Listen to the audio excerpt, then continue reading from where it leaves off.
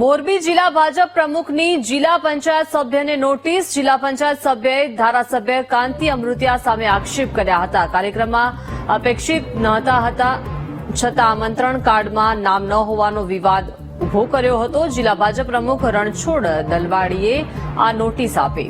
મહત્વનું છે કે જિલ્લા પંચાયતની સિંચાઈ સમિતિના ચેરમેન છે અજય લોરિયા 15 દિવસમાં ખુલાસો કરવા માટે આદેશ આપ્યો છે. બિનજરૂરી વિવાદથી પક્ષની છબીને નુકસાન થયું હોવાની વાત થઈ હતી.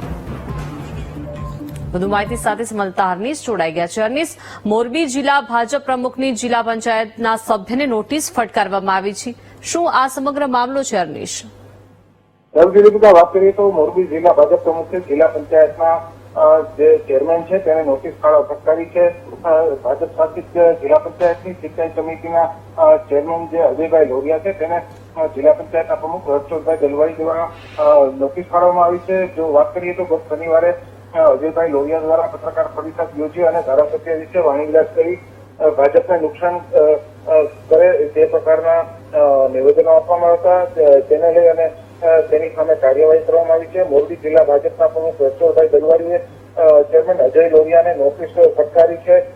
જે કાર્યક્રમમાં અપેક્ષિત ન હતા તેમાં આમંત્રણ કાર્ડમાં નામ ન હોવાનો વિવાદ કરી ચેરમેને પક્ષનું નુકસાન કર્યું હોવાનું પણ ક્યાંક ને ક્યાંક ઉલ્લેખ કરવામાં આવ્યો છે અને સમગ્ર મામલે અજય લોરિયાને 15 દિવસમાં ખુલાસો કરવા માટે થઈ અને નોટિસ આપવામાં આવી છે.